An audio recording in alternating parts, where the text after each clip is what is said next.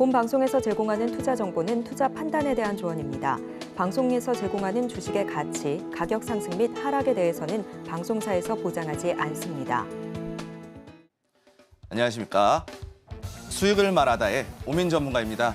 오늘 10번째 시간을 맞이하게 됐는데요. 10번째 시간, 지금 이제 최근 들어서 눌림목 강의를 거의 한 달 정도 이제 진행을 하게 되었습니다. 이제 어떻게 보면은 이제 눌림목을 활용한 이 검색기를 만들어 보고 이 검색기를 활용해서 어떠한 구간에서 잡아가는지에 대한 부분 이제 말씀드리도록 하겠는데요. 그리고 이제 제가 방송 중에 언급했던 종목들 공략 어떠한 관점에서 공략을 하게 되었는지에 대한 부분 또 다시 한번 이게 정확하게 좀 디테일하게 분석해보는 시간 진행해 보도록 하겠습니다. 오늘도 여러분들의 시청자분들의 수익을 말하기 위한 오늘 수익을 말하다 바로 시작해 보도록 하겠습니다. 먼저 보유 종목 분석을 해보겠는데요. 오늘 종목은 바로 삼성화재입니다. 삼성화재 어떻게 보면은 이제 국내에서 가장 규모가 큰 삼성계열 손해보험사죠. 그리고 2분기 실적이 전년 동기 대비해서 실적이 상승했던 부분 상당히 좋게 볼 수 있다라고 말씀드리겠죠. 그리고 물론 실적이 주가에 무조건적으로 실적이 상승한다 해서 무조건 주가가 상승하는 건 아니지만 상승하는 종목들은 실적이 어느 정도는 받쳐주어야만 이 부분이 기본적으로 깔려 있다. 혹은 이제 실적에 대한 턴어라운드가 발생됐을 경우에 주가가 상승하는 부분들이 또 있거든요. 그렇기 때문에 실적은 기본적으로 어느 정도는 봐줘야 한다는 부분 다시 한번 말씀드릴 수 있겠고, 이 부분과 관련했을 때는 실적이 좋게 나왔다는 것은 올해 주가에도 충분히 상승에 대한 영향이 있을 수밖에 없다는 얘기죠. 그리고 이제 가장 중요한 거는 바로 금리 인하예요. 금리 인하. 바로 금리 인하인데 왜 금리 인하가 어떻게 보면 이 금리 인하가 주가에 영향을 어떻게 미칠 수 있는지에 대한 부분 오늘 한번 살펴보도록 하겠습니다. 자료 넘겨서 살펴보도록 할 텐데 먼저 운용 내역별 현황을 살펴보셔야 돼요. 운용 내역별로 보시게 되면 가장 많은 비중을 차지하는 부분이 바로 이 유가증권입니다. 이 유가증권인데 이 유가증권에는 뭐가 포함이 되느냐? 국공채, 채권이 들어가요. 채권이 들어가고 주식이라는 게 또 들어가요. 주식 비중도 있어요. 이 부분도 이제 또 제가 오늘 가져와 봤거든요. 근데 이 부분을 놓고 봤을 때 운용 수익이 2%대로 이제 나와주고 있고 가장 많은 비중을 차지하고 있죠. 그리고 이제 대출이에요. 이 대출 같은 경우에는 보험담보대출이라는 게 있죠. 보험을 가입해서 보험 상품에 대한 대출, 그리고 주담대가 또 들어가 있어요. 주담대, 대출이라는 상품. 이 주담대, 특히 보험에서 취급하는 보험 상품은 보험 계약을 담보로 한 이 보험 계약 대출, 그리고 이 주담대가 가장 많은 비중을 차지하고 있기 때문에 원금 손실에 대한 우려는 없다. 사실상 없다라고 봐도 무방하다라고 이제 말씀드릴 수 있겠고, 그 밖에 이제 다른 비중을 차지하는 부분은 현금, 물론 이제 보험금을 지급하기 위한 현금이 있겠죠. 현금이 있고 단기간에 이제 RP라는 걸 또 돌리게 되겠죠. 단기 자금, 이제 레포 자금 돌리게 되는데, 그리고 그 밖에 이제 기타 자금 일부가 좀 들어가 있다라고 이제 말씀드릴 수 있겠습니다. 이 채권이라는 게 이제 금리하고도 상당히 연관이 많이 깊은 투자 상품이기 때문에 이 금리 인하에 대한 부분도 한번 살펴보도록 할 건데요. 이제 다음 자료 넘어가서 보시게 되면은 유가증권에 대한 부분만 이제 66%를 차지했잖아요. 이 66%를 좀 넘어가는 3분의 2죠. 3분의 2를 차지하는 이 보험 상품에서 유가 상품만을 놓고 봤을 때 이 유가증권이 바로 주식이 있죠. 그리고 출자금이 있어요. 말 그대로 이 주식도 출자금하고 어느 정도 일맥상통한다라고 이제 보실 수 있겠고, 그리고 이 부분 특수채, 금융채, 국공채, 채자가 들어가 있잖아요. 이렇게 채자. 그리고 수익증권도 어떻게 보면은 주식이라고 보기는 어렵지만 어떠한 수익을 분배받을 수 있는 그러한 증권을 수익증권이라고 하는데, 이것도 어떻게 보면은 채권과 좀 유사한 상황이다. 주식하고 채권하고 약간 좀 합쳐놓은 약간 그런 특수한 상품이거든요. 그런데 이거를 보시게 되면은 요거를 다 더해 볼게요. 다 7, 8, 9, 10, 11, 이 부분을 놓고 봤을 때 대략 50% 채권이 유가증권 전체의 50% 이상을 차지하고 있어요. 절반 이상을. 한 30억 정도 30조 정도 되거든요. 이 정도의 금액을 운용을 하고 있다. 채권으로. 이 채권이 안정적으로. 채권은 특히 여기서 보시게 되면은 채권이라는 게 국공채, 정부예요. 특수채 이제 뭐 지방에서 발행하는 뭐 통안채라든가 통화 안정을 목적으로 하는 통화 안정을 목적으로 발행하는 채권이니 통안채나 뭐 이런 특수한 채권들, 국가에서 발행하는 특수한 채권들. 말 그대로 이거는 신용이 보증되어 있죠. 국가가 보증하는 거니까.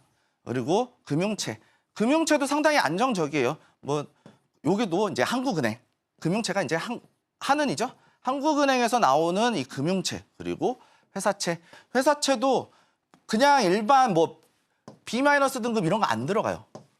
안정적인 거 A 등급 이상 들어가는 걸로 저는 이제 확인됐거든요. 이 부분으로 놓고 봤을 때 안정적인 채권 운용, 이자 수익이 나와주고 그 수익을 가지고 주식이나 뭐 이제 파생도 있겠죠. 파생으로 인해서 추가적인 플러스 알파를 만들어내기 위해서 이렇게 운용을 하는 것이 바로 보험 운용 전략이라고 하는데, 말 그대로 이렇게 보험 운용 전략을 하면서 안정적으로 수익을 챙겨간다라고 말씀을 드리도록 하겠습니다. 그리고 이제 어떻게 보면은 이제 주요 자산 이제 배분 특징을 보시게 되면은 대출 같은 경우에는 신용 부도가 최소 아까 말씀드린 대로 보험 계약 대출, 보험 계약이 되면서 이제 납입된 보험금을 담보죠. 이 보험금을 담보로 해서 대출이 들어가는 거예요. 그리고 주택담보, 우리가 주택을 담보로 언제나 이제 원금 회수할 수 있는 원금 회수, 혹은 엑시트라고 하죠. 엑시트, 빠져나갈 수 있는 원금을 회수할 수 있는 수단을 가지고 있는 대출만을 운용을 하기 때문에 안정적으로 가져간다. 그리고 채권이 있죠. 이게 제일 중요한 거죠. 이게 제일 중요한 거고, 안정적인 수익을 창출하는 방법 중에 하나예요. 안정적인이라는 게 제일 중요해요. 아까 말씀드린 대로 국공채, 정부에서 발행하는 것들, 그리고 혹은 지방정부에서 발행하는 이 지방채들 같은 것도 들어가 있겠죠. 그리고 특수채, 회사채, 이런 것들을 통해서 만기 동안 보유 시 무조건 수익이라는 거예요. 이 부분에 대해서는.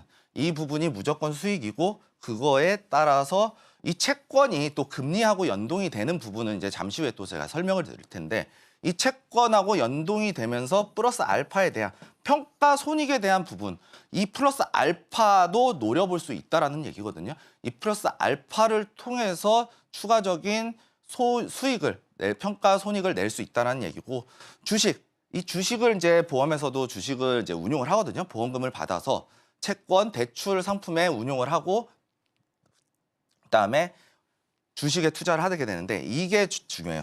채권과 대출에 대한 이 수익을 초과를 달성하기 위해서, 목표를 하기 위해서 주식에 투자를 하는데, 보험 운용 전략에 대해서 잘 간략하게 말씀을 드리자면요. 보험금이 들어와요. 보험금이 들어오는데 납입보험료가 들어오죠. 납입. 보험금이 납입이 되면 이걸 100만 원이라고 칠게요. 100만 원을 치려면 삼성화재 같은 경우에는 대출하고 주식, 이제 뭐 이제 증권이죠. 유가증권의 60% 거의 대부분을 차지하고 있어요. 이 유가증권이 66%거든요. 66%. 이 유가증권의 66%를 어떻게 나누느냐면요. 이렇게 나와요. 동그라미를 할게요. 동그라미를 하는데 여기서 채권이 절반 정도 들어가요. 채권이 들어가고 여기가 채권이에요. 그럼 채권에서 나오는 발행을 할 때 이자가 나오죠. 이자. 이 이자를 이제 어떻게 보면 이제 쿠폰이라고 해요. 쿠폰이라고 하는데 이자가 발생이 되지. 돈을 빌려준 거잖아요. 채권을 매수하는 거는 바로 돈을 빌려줬잖아요. 돈을 빌려준 거랑 같은 거다. 돈을 빌려줬기 때문에 그거에 대한 이자를 받아야 되겠죠. 이 이자 수익을 가지고 주식에다 투자를 하는 거예요. 그리고 그 외에 이제 다른 것들도 있겠죠. 이 대부분을 투자를 하고 이제 투자를 하기 위해서 출자 금액도 들어가고 주식도 들어가고 뭐 이런 식으로 해서 대부분의 자금이 채권으로 들어가고 여기에서 발생된 이자를 가지고 이 이자를 가지고 플러스 알파를 노리는 거예요. 주식이나 출자를 통해서. 이렇게 운용을 한다. 보험 같은 경우에는. 그렇기 때문에 안정적인 수익 플러스 초과 수익을 달성하기 위한 거예요. 원금 손실을 정말 싫어하는 금융사가 바로 보험사란 얘기예요. 그리고 이제 추가적으로 이제 조금 더 말씀드릴 부분이 가장 중요한 건 이 채권에 대한 부분이고 채권의 평가 손익이 어떻게 되는지에 대한 부분이거든요. 이제 금리가 이제 인하 폭이 이제 50bp 비컷을 했죠, 한번. 50bp를 했어요. 50bp를 한번 하고 나서 지금 어떻게 운용이 되고 있나? 지금 이제 어떻게 보면 이제 11월이죠. 여기 11월. 11월 7일 날 어떻게 금리가 인하할 것인가? 지금 이제 5.5에서 5.25였죠. 5.25에서 5.5였어요. 5.5라고 이제 뒷자리만 놓고 볼게요. 그러고 나서 지금 5%로 줄었죠. 5%. 50bp 했으니까 0.5bp 빠졌거든요. 0.5% 빠졌잖아요. 그런데 여기가 지금 41%밖에 되지 않아요. 얼마 전까지만 50bp 비컷 했다. 빅스텝 밟았다. 50bp 인하했다. 그러면서 다음에는 11월 달에는 25bp 할 거다라고 했는데 이 의견이 줄어들고 있어요. 이 의견이 줄어들고 있어요. 이렇게 예상치가 줄어들고 있고 오히려 50bp 쪽에 무게가 달려 있어요. 무게가 이제 이쪽으로 무게가 실리는 거예요. 이쪽에 무게가 실리는데 이것과 삼성화재라는 이 보험사의 주가와 무슨 연관 관계가 있느냐라고 이제 말씀을 이제 드리자면요. 본격적으로 이제 이게 시작이에요. 채권은요. 이 금리가 오르잖아요. 금리가 상승하면 가격이 떨어져요. 가격은 반대로 이렇게 떨어져요. 왜 그러냐? 기존에 발행했던 채권들의 가격이 떨어진다라는 얘기예요. 신규 발행하는 채권들이 이자가 더 높게 나오잖아요. 그런데 반대로 금리가 인하를 하잖아요. 가격은 올라가요.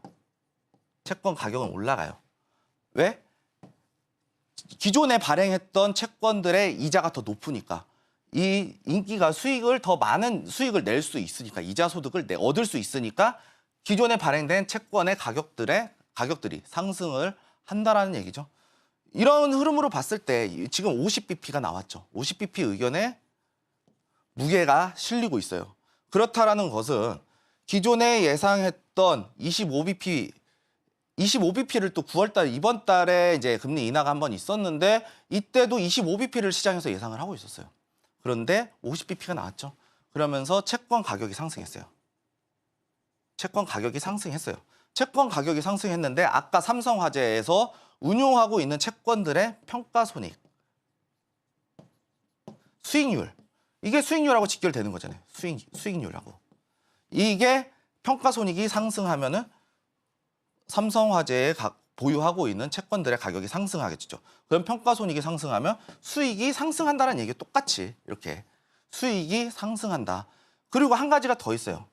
우리가 이제 좀 집중을 해봐야 되는 부분이 어떻게 보면은 주가지수 최근 이제 8월에도 빠졌었죠. 주가가 횡보를 하다가 앞전에 횡보하기 전에 요렇게 있다가 빠졌어요. 박스권에서 빠졌어요. 빠지고 나서 횡보를 했었죠. 이렇게 한 달 정도 횡보를 하고 나서 그 다음에 주가가 개파락했죠. 그러고 나서 지금 이 자리에서 반등이 나오고 있는 위치였다. 살짝 이제 돌파가 나오고 나서 이 갭자리까지 메꾸고 나서 오늘 음봉으로 이제 쏟았거든요. 음봉으로 쏟았다고 표현을 하는데 내려왔어요. 내려왔는데 왜 이런 현상이 발생했는지에 대한 부분도 우리가 살펴봐야 되겠죠. 이 부분을 살펴보시게 되면은요. 지금 50bp 그리고 11월 달에도 50bp를 시장에서 예상을 하고 있다는 얘기예요. 이 시장에서 예상을 하고 있는데 왜 이런 흐름이 연출이 되고 있느냐라고 말씀을 드리자면 경기 침체예요. 경기 침체인데 이 경기 침체에서 가장 우려가 되는 부분은 바로 노동시장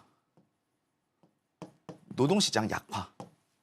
노동시장이 냉각이 되면서 약화가 되면서 냉각이 되면 왜 이런 현상들이 벌어지느냐? 우리가 쓸 수 있는 노동을 해서 벌어들이는 돈이 줄어들어요. 그만큼 쓸 수 있는 가처분 소득이라는 게 줄어들겠죠. 내가 기존에 200만 원, 300만 원을 벌었어요. 한 달 일해서 예를 들면 300만 원을 벌었어요. 300만 원을 벌었는데 일자리가 없어지기 시작해요. 그러면은 이제 일을 하려는 사람들은 늘어나고 회사를 이제 직원을 구하는 기업들은 사람을 줄이겠죠. 그러면은 상대적으로 임금이 내려갈 수밖에 없다, 하락할 수밖에 없다라는 얘기예요. 물론 그런 경우는 그렇게 많지는 않지만 대체적으로 노동시장이 냉각이 되면 사람을 구하는 비용이 저렴해진다는 거예요. 노동력에 대한 공급이 줄어드니까요. 노동력 어떻게 보면은 고용시장이라는 게 내가 내 노동력을 파는 거예요. 기업한테. 그러고 나서 그거에 대한 대가를 받는 게 임금이라는 얘기거든요. 근데 이게 냉각이 되면 전반적으로 사회적으로 소득이 줄어들 수밖에 없겠죠. 소득이 줄어드는 만큼 내가 소비할 수 있는 부분들이 금액들이 줄어든다라는 얘기예요. 그리고 기업이 이제 좋지 못하다. 왜냐? 고용시장이 냉각되고 있다는 거는 기업의 상황이 재정적으로 좋지 못하다라는 얘기죠.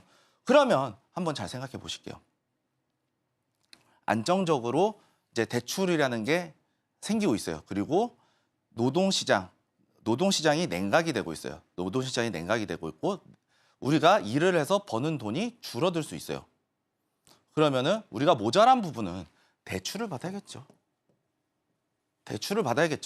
대출을 받아야 되는데 어떻게 보면은 가장 손쉬운 대출 방법이 보험 계약이에요. 보험 계약. 우리가 어떠한 미래를 대비해서 보험을 들어놓듯이 이 보험 계약을 가지고 대출을 받게 되는 거예요.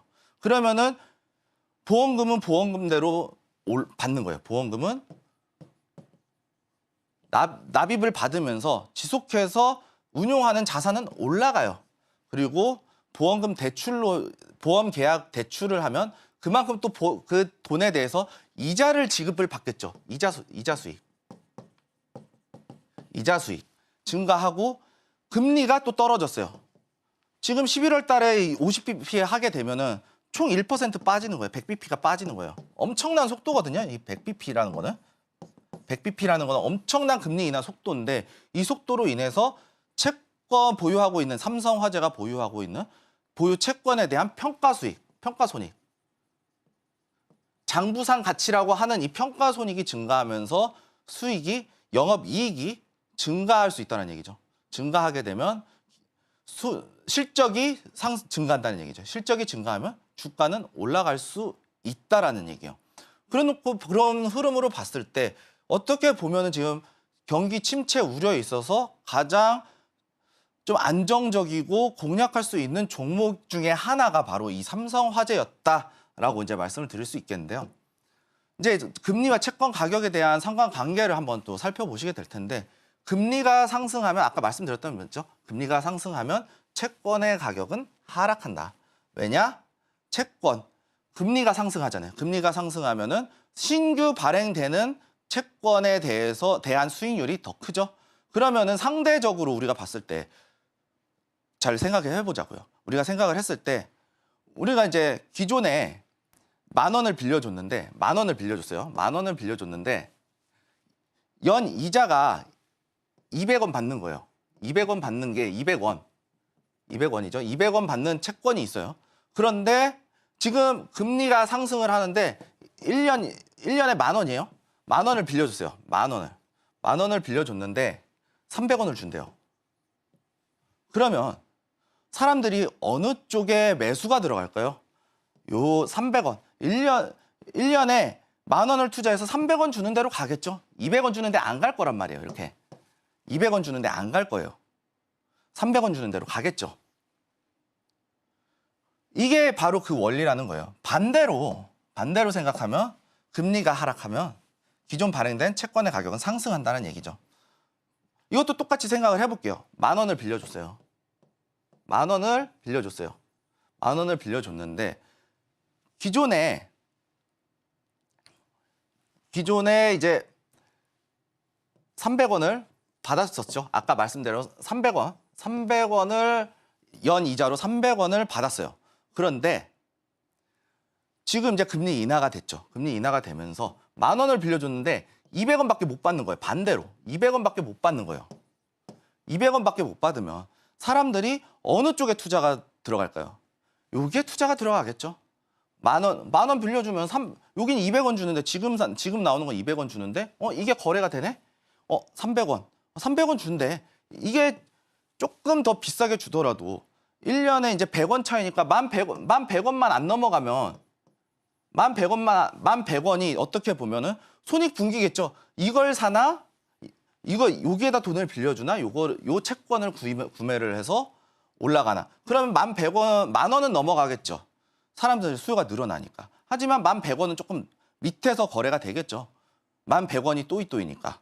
본전이란 얘기예요. 요거랑 그럼 이 가치는 얘는 10,000원이지만 1,100원의 가치가 생기는 거예요. 100원을 더 받으니까 1,100원의 가치가 생기는 거예요. 근데 이게 만약에 복리로 들어간다? 이표채가 아니고 복리채라고 그런다? 그러면 이 가격은 더 상승하겠죠. 복리의 마법이라는 게 있으니까. 이런 식으로 채권의 가격이 변동이 된다는 얘기예요. 금리에 따라서, 이자율에 따라서. 어쨌든 자금은 대출을 받아서 자금을 수혈해야 되는 부분이고, 그런데 그럼에 있어서 이 부분과 관련해서 채권 자금 조달 금액이 줄어들었을 때는 기존에 더 높은 이자를 주는 쪽에 사람들의 시장의 관심이 쏠릴 수밖에 없다라는 얘기예요. 이런 걸로 봤을 때 삼성화재 같은 종목 같은 경우에는 지금 어떻게 보면 글로벌 경기 침체 우려에 있어서 상당히 유리하게 작용할 수 있는 종목이다라고 이제 말씀을 드릴 수 있겠고요. 차트상으로도 한번 살펴보도록 할게요. 차트상으로 보시게 되면은 어떻게 보면 지금 계속해서 상승 추세가 연결이 됐는데 지금 이 자리에서 삼각수렴 이후에 여기서 소화를 시키고 있어요. 박스를 만들어내고 있거든요. 지금 단기적인 박스를 만들어내고 있는데 지금 어떻게 보면은 우량주예요. 우량주 같은 경우는 이 박스권에서 한번 소화를 시켰는데 단기적으로 이렇게 또 올라오고 있어요. 물론 이 자리에서 완벽하게 박스를 이렇게 파동을 만들면은 좋지 못할 수 있거든요. 앞전에 요거를 여기서 고점에서 매도가 나갈 수가 있기 때문에 매도세가 나올 수가 있는데 이 경우에는 지금 단기적으로 이렇게 상승 추세를 타고 있어요. 그리고 이 고점을 지속해서 터치를 하고 있죠. 여기까지 터치를 했어요. 이렇게 이 부분까지 터치를 했어요. 터치를 하고 나서 지금 이 자리에서 또 왔다 갔다 하면서 반등이 나오면서 이 자리가 돌파 나오게 되면 38만 원짜리네요. 38만 원짜리 돌파 나오게 되면 이 이상 올라갈 수 있는 부분까지 충분히 내포할 수 있다. 가능성이 열려 있다. 이 추세가 깨지 않았으니까요. 이 부분과 관련해서 삼성화재는 충분히 우리가 공략해 볼 수 있을 만한 그리고 금리 하락, 금리 인하에 대한 이슈 그리고 경기 침체에 대한 경기 방어주도 있죠. 그리고 이 삼성화재 같은 경우에는 밸류업이 또 껴있어요. 밸류업. 기업의 가치가 저평가된 기업들, 밸류업 지수에 어제 발표가 나왔죠. 이 포트에 포함이 된 종목이 또 삼성화재다. 그렇기 때문에 잘 살펴보시면 이슈 있죠. 이슈. 밸류업 프로그램에 포함이 된 지수에 편입된 상품이고 이슈 그리고 금리 인하에 대한 이슈 그리고 실적에 대한 기대감 이 금리 인하에 따른 실적 증가에 대한 기대감 그리고 차트 기술적 분석까지 상승 추세 연결되고 있잖아요. 이 자리가 이 세 가지가 모두 삼박자가 모두 완벽한 종목이다라고 이제 말씀을 드리도록 하겠고요. 물론 이 자리가 이탈이 나오게 되면 상당히 위험할 수 있겠죠. 이 지지선이잖아요. 이 지지선을 이탈이 나오면 저항으로 바뀌어버려요. 그럼 여기서 맞고 다시 빠질 수도 있다. 왜냐? 고점 위치까지 올라온 종목이기 때문에 이 자리는 추가적으로 우량주에 대한 부분, 지속적인 상승에 대한 부분을 조정을 받은 이후에 지속적인 상승에 대한 부분을 우리가 노려보기 위해서 그렇기 위해서는 지금 이 자리가 상당히 단기적으로 나쁘지 않은 위치다라고 말씀드리도록 하겠습니다.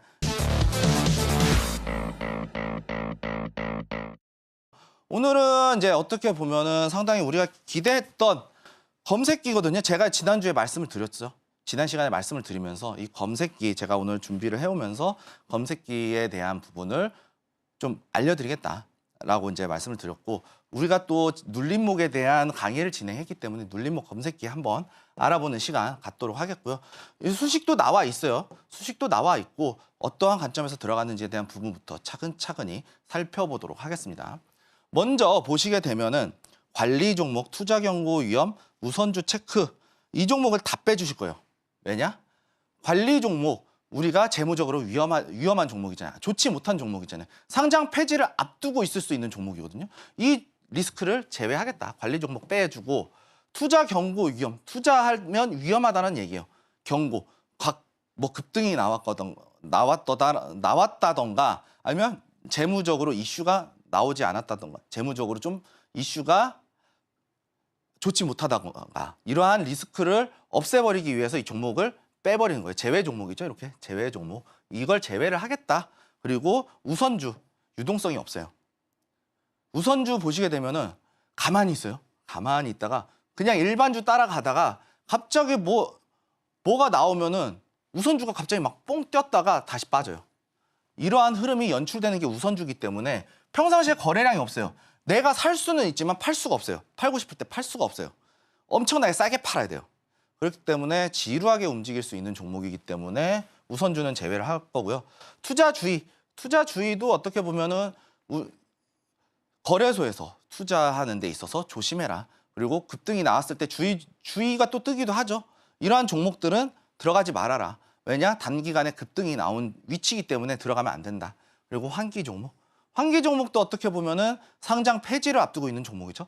그렇기 때문에 좋지 못하다. 재무적으로, 이슈적으로 우리의 기업의 실적이 매우 안 좋은 기업이니까 이 종목은 빼주셔야 된다라고 이제 말씀드릴 수 있겠고, 정리매매 말 그대로 상장 폐지 전에 정리 들어가는 거예요. 우리 옷가게 뭐 사장님이 미쳤어요. 뭐 이런 식으로 하면서 엄청나게 옷을 싸게 팔잖아요. 그렇기 때문에 이런 땡처리 종목은 들어가지 않는다라고 이제 말씀드릴 수 있겠고, ETF, 스펙, ETN 얘들 세 가지는 우선주랑 똑같아요. 평상시에 거래량이 없어요. 어떠한 이제 특히 스펙 같은 경우에는 기업 인수를 대상으로 한 이제 페이퍼 컴퍼니거든요. 주식을 먼저 발행을 해서 이거를 인수를 하든지 피인수를 당하든지 하면서 회사를 상장시키는 방법 중에 하나인데, 인수 소식에 있어서만 단기적으로 반응하는 게 바로 스펙주예요. 그리고 ETF는 좀 보면 좋긴 하지만 ETF 종류가 너무 많아요. 사실은 똑같은 상품에도 불구하고 증권사마다 좀 다른 부분도 있고, 그리고 평상시에는 또 어떻게 보면은 잠잠한 게 또 ETF예요. ETF가 좀 어떻게 보면 상당히 무겁기 때문에 좀 공략하지 않는다라고 이제 말씀드릴 수 있겠고, 초저 유동성 종목 말 그대로 우선주와 마찬가지 같은 이유고요. 그리고 단기과열 뺄 거예요. 단기과열 같은 경우에는 뭐 점상 해가지고 이렇게 갔어요. 이렇게 하면 이제 단기과열 떠버리거든요. 상한가 한 두세 방 맞으면은 단기과열 떠요. 지금 매수 심리가 단기적으로 과열이 됐으니까 조정이 가격적인 하락이 나올 수밖에 없어요.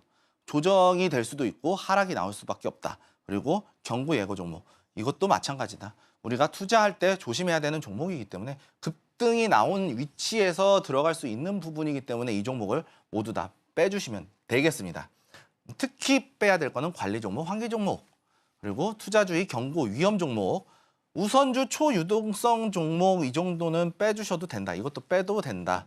근데 스펙도 빼도 돼요. ETN도 빼도 돼요. 근데 ETF는 상황에 따라서 늘 수도 있어요. ETF는 중립, 사실은.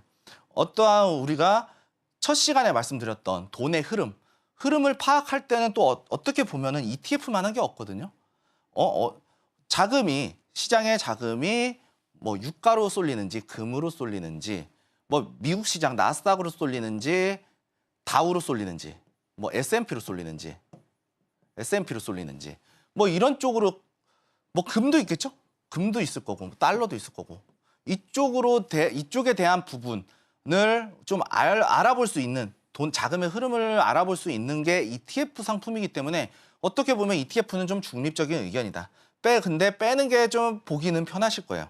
그리고 경고 단기 과열 종목은 무조건 빼야 된다. 이것도 빼겠습니다. 이렇게 빼면은 어느 정도 안정적인 종목들이 검색이 될 것이다 라고 이제 말씀을 드릴 수 있겠고요. 이 눌림목 검색기에 대한 로직을 조금 이제 설명을 드려야 될 건데 단기적인 상승 추세를 만들어내는 걸 봐야 돼요. 단기적인 상승 추세, 이 추세가 나타나는 종목을 좀 봐야 되고요. 그리고 20일, 60일, 20일 또는 60일 지지선이 나오는 초입 구간 혹은 파동이 나오고 요 자리에서 20일이나 60일 타고 가는 종목들을 찾기 위한 거예요. 하지만 이 상승이 나왔다라고 해서 시세 구간은 아니에요. 이렇게 해서 이렇게 엘리어트 1파, 2파, 3파 나오면서 쭉 올라가는 위치는 아니고 여기서 만들다가 여기서 요 자리 횡보하는 자리 혹은 횡보해서 여기서 살짝 올라오는 자리 요 박스 구간을 찾기 위한 거거든요. 올라온 이후에 주가가 이렇게 있고 조정을 받고 요 자리에서 눌림목 위치를 찾기 위한 자리예요. 이걸 찾기 위한 검색기이기 때문에 이런 자리를 조금 찾아보셔야 된다. 조건 검색을 좀 보자면요.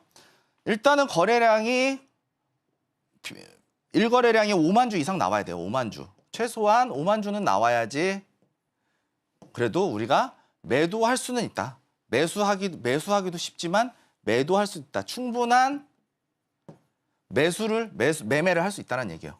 내가 원하는 물량을 어느 정도는 맞춰줄 수 있는 최소한의 거래량이 5만 주다라고 이제 말씀을 드릴 수 있겠고, 그리고 주가 이동 평균의 배열을 좀 봐야 돼요. 5,2평이죠. 5,2평. 그리고 22평, 62평이에요. 이게 뭘까요? 단기 정배열이죠. 5, 20, 60. 단기 정배열이에요. 같거나 높을 때. 최소한 같아야 된다는 얘기예요. 이 조건은 나와야 된다. 이게 다 같을 수도 있고 얘가 여기서 같을 수도 있겠죠. 이 조건들을 최소한 만족을 해줘야지만 어느 정도 수렴 위치를 찾아낼 수 있고 혹은 이 위치에서 올라갈 수 있는 부분을 좀 찾아낼 수 있다는 얘기거든요. 그리고 나서 이동평균 이격도, 21선에 대한 이격도죠. 현재 주가가 21선이 이렇게 올라왔다가 이렇게 내려오겠죠. 그럼 이 자리에서 5일선 부근, 21선 부근의 2% 이내에서 좀 붙은 종목을 찾기를 원한다는 거예요. 왜냐? 주가가 이렇게 상승을 했잖아요. 그럼 이동평균선이 21선이 이렇게 올라가겠죠. 올라가서 조정을 받으면 얘가 주가보다는 살짝 눌리면서 얘가 수렴이 나왔을 때는 이 자리에 붙게 되거든요. 이런 식으로 붙게 되거든요. 이런 자리를 찾기 위한 거예요. 그래서 2%. 그리고 62평도 마찬가지죠. 62평은 이제 5%. 62평은 이제 21선이 주가가 이렇게 상승을 하잖아요. 그럼 21선은 이렇게 반응을 해요. 이렇게 반응을 하겠죠. 이렇게 반응을 하는데 61선은 약간 이렇게 반응을 해요. 좀 둔하게 움직여요. 주가는 이게 이동평균선, 주가라고 치면은 5일선은 더 빠르게 움직이겠죠. 더 빠르게 움직이겠죠. 이런 식으로 움직이는 거예요. 그러면서 이 자리를 수렴하는 자리를 찾기 위한 거다. 그리고 여기서 주가가 조금 더 높을 수 있기 때문에 5%까지 조금 더 열어놓고 보는 거다. 5% 이내에서. 61선 기준으로 5% 이내에서. 그리고 주가는 한 가지를 더 보시게 되면은 1,2평이죠. 종가 1,2평이죠. 1,2평은 말 그대로 오늘 캔들의 양봉이든 음봉이든 종가예요. 종가가 240일, 242평. 1년선이죠. 1년선. 1년의 평균 가격보다는 높아야 된다. 241선이 이렇게 올라오면은 61선은 올라왔다가 21선 이렇게 올라오겠죠. 그리고 이 자리에서 요 위에 있어야 된다. 최소한 요 위에는 있어야 된다. 그래야지 이동평균선이 221 이동평균선이 올라갈 수 있을 테니까 이 위에 있어야 된다는 얘기예요. 그리고 이동평균선 이격도 241선이죠. 주가가 7.5% 이내에 붙어 있어야 된다. 왜?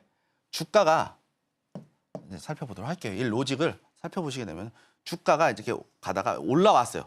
올라왔는데 21선은 여기서 이렇게 만들겠죠. 61선은 이렇게 만들겠죠. 241선은 이렇게 만들 거예요. 둔하게. 그러면서 얘가 내려오면서 요 구간에 대한 수렴을 찾는 거예요. 수렴을 찾아서 요 박스권이 형성되는 부분을 찾는 거거든요. 그러면서 이 수렴에 대한 상승에 대한 저점을 깨지 않았을 때에 대한 이 상승에 대한 이 부분을 찾기 위한 검색기다라고 이제 말씀을 드리도록 하겠는데 시간이 조금 모자랄 것 같아요. 좀 빨리 좀 진행을 해보겠습니다.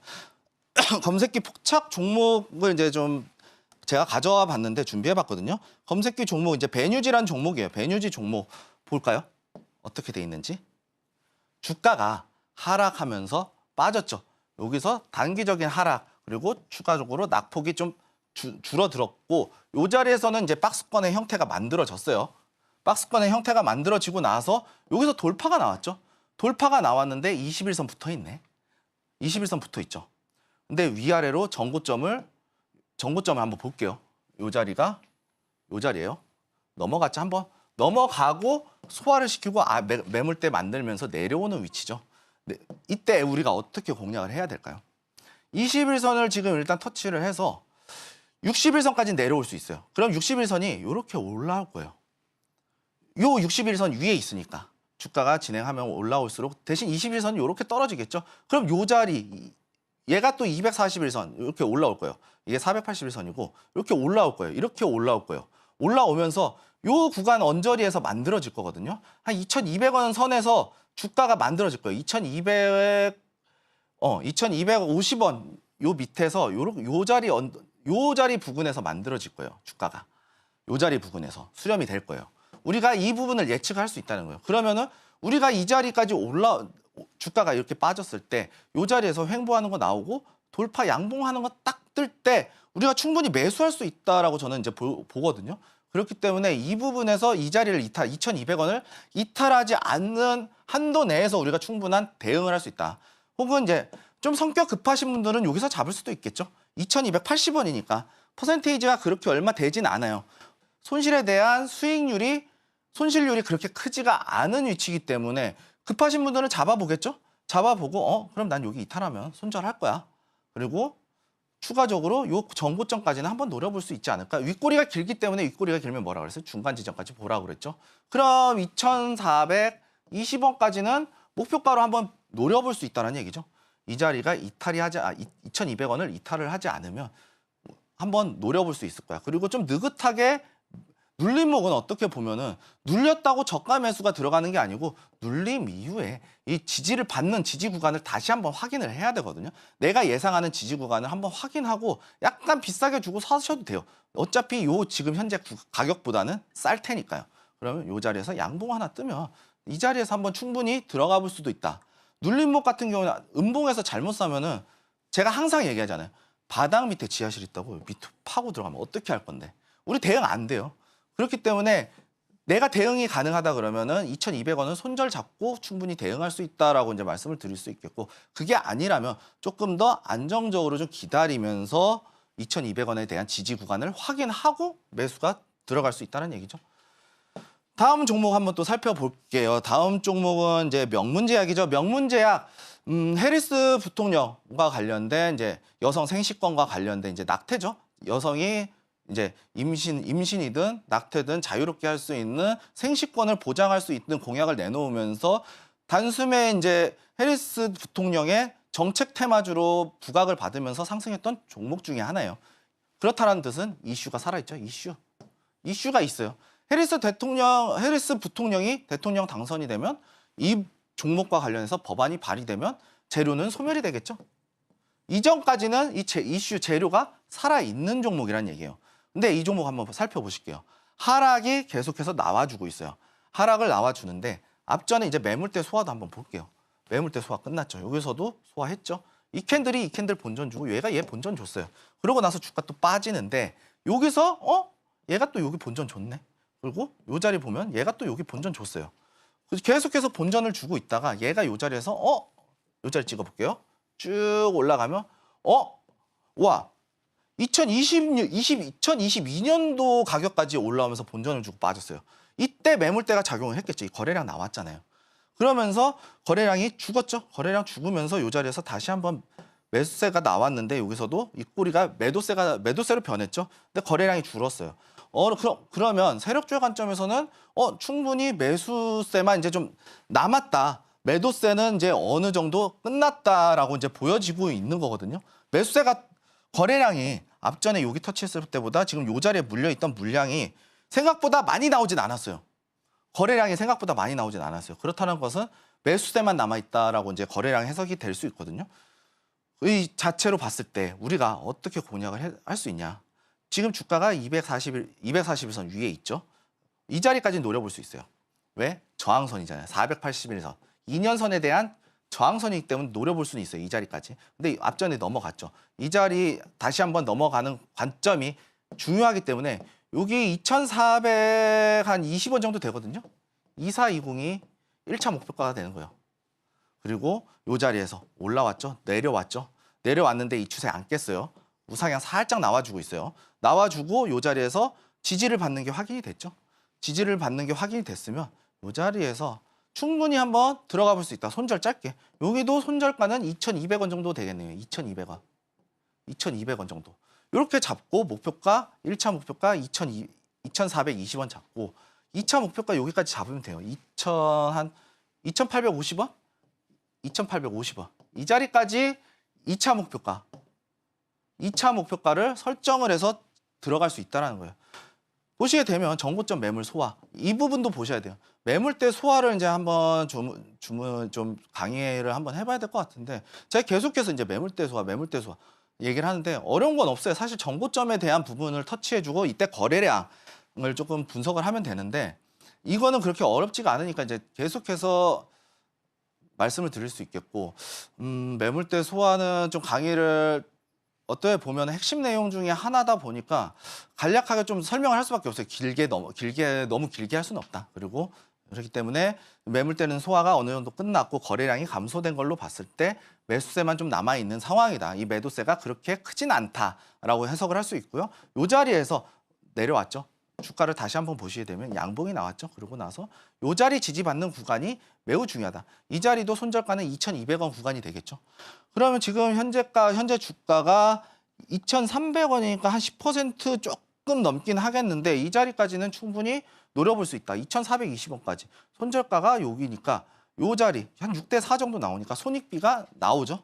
이러면은 우리가 충분히 공략해 볼 수 있다라고 이제 말씀드리도록 하겠습니다. 다음 세 번째 종목 살펴볼 텐데요. 세 번째 종목은 이제 티웨이 항공이죠. 티웨이 항공 유가하고 직접 관련이 있어요.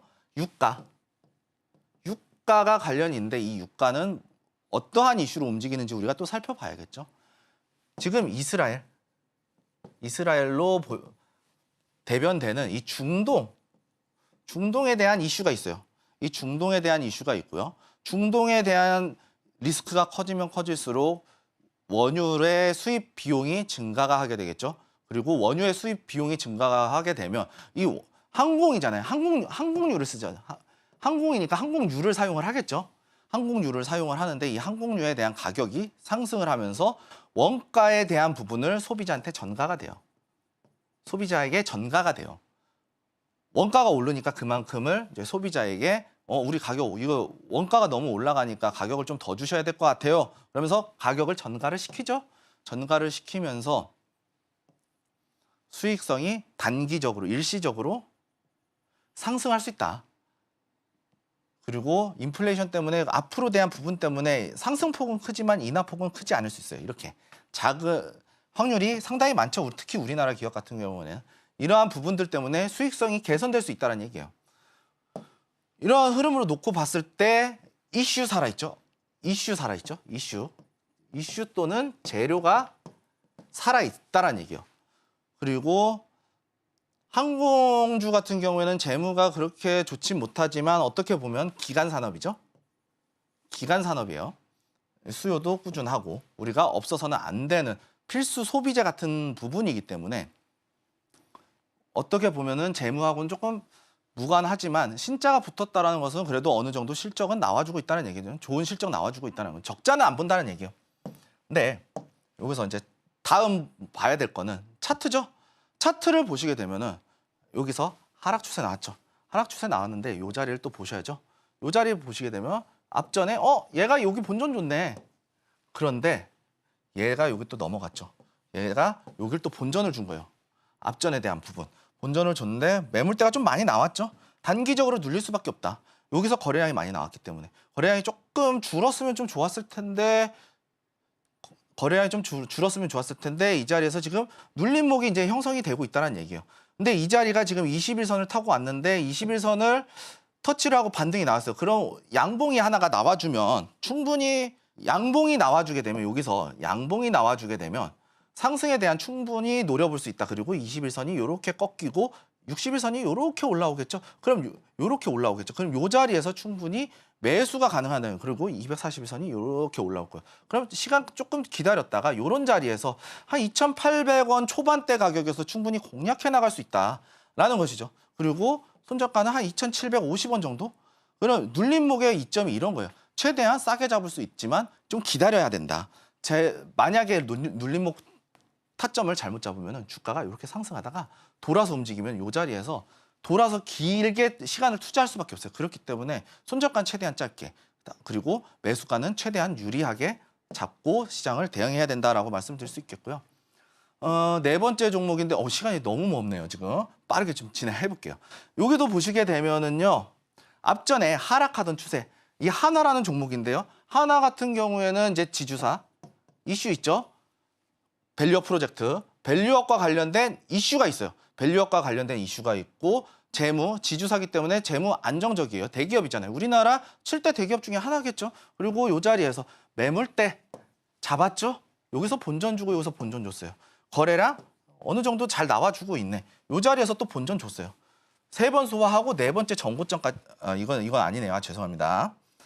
여기서 3번째까지 나와줬죠. 한 번, 2번 본전 주고 지금 이 자리에서 다시 올라오고 있는 자리인데 이 자리에서 얘도 5일선을 이제 지지받으면서 올라왔다가 음봉을 만들어준 형태거든요. 그런데 이 자리가 이제 어떻게 보면 여기서 241선을 241, 480일 이동평균선의 장기 이동평균선 지지를 받고 올라온 상황이거든요. 이 자리에서 내려오게 되면은 요렇게 형성이 될 거예요. 요렇게. 그리고 요렇게 형성이 되겠죠. 그러면은 한 29,000원 가격대에서 내려오게 되면은 우리가 충분히 매수할 수 있고 손절가 그럼 29,000원대 들어갔는데 28,500원 정도 될 것 같아요. 28,500원. 짧게 잡는 거예요. 이렇게. 손절가 짧게. 500원 차이잖아요. 29,000원대 들어갔는데 28,500원이 손절가야. 유리하잖아요. 충분히 들어가 볼 수 있다는 거죠. 눌리게 되면 아까 말씀드린 대로 눌림목은 손절가를 확실하게 눌림 매매도 손절가를 확실하게 지켜줘야 되는 부분이 눌렸을 때 이렇게 돌아갈 수 있다. 돌아가면 시간이 바로 갈게 5일, 한 달 걸릴게 석 달, 넉 달, 6달씩 가요. 파동에 따라서. 그렇기 때문에 손절가는 확실하게 지켜줘야 된다라고 말씀을 드릴 수 있겠고 마지막 5번째 종목이에요. 5번째 종목인데 교보증권. 이거 교보증권도 어떻게 보면은 재무적으로 증권사 나쁘지 않다. 그리고 이슈들과 관련해서도 증권사들은 이제 밸류업이 좀 많이 빠졌어요, 사실은. 근데 지금 이 종목과 관련해서도 충분히 하락이 나와주고 정고점에 대한 갭자리 소화를 시켰죠. 그리고 이 자리가 돌파가 나왔네. 돌파가 나왔는데 이 자리를 소화시켰죠. 소화를 시키고 나서 지금 이 자리까지 쭉 빠졌다가 올라왔어요. 올라온 위치라는 것은 지금 얘가 양봉 하나 뜨면 돌파 자리에서도 충분히 들어갈 수 있는 자리거든요. 왜냐? 돌파가 나왔거든요. 돌파에서도 들어갈 수 있지만 우린 눌림목을 하는 거잖아요. 그럼 이 자리에서 올라왔죠. 그럼 얘가 요렇게 올라오겠죠. 주가가 요 정도에 있을 때는. 그럼 얘는 요렇게 올라오겠죠. 5일선은 요렇게 올라오겠죠. 올라오다가 수렴이 되겠죠. 그럼 요 자리 구간에서 맞춰진다는 거예요. 5,400원에서 5,300원. 요 자리에서 가격이 수렴될 가능성이 높다라는 거예요.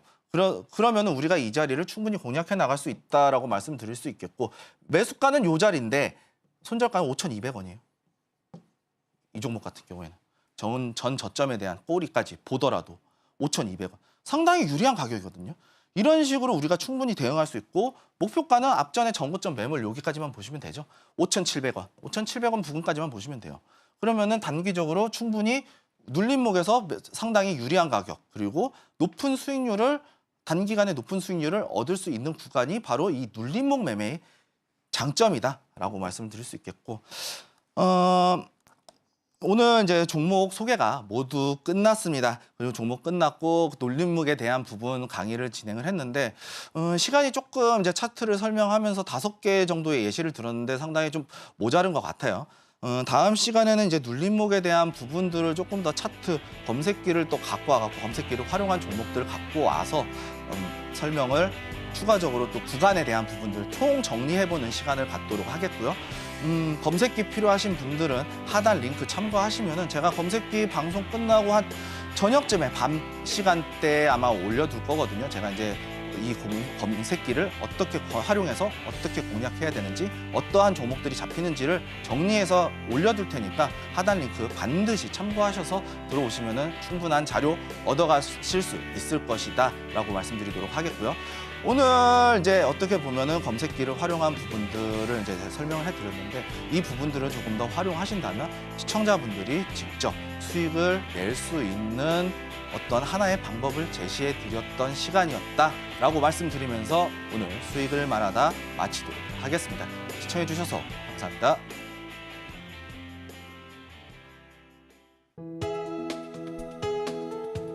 본 방송에서 제공하는 투자 정보는 투자 판단에 대한 조언입니다. 방송에서 제공하는 주식의 가치, 가격 상승 및 하락에 대해서는 방송사에서 보장하지 않습니다.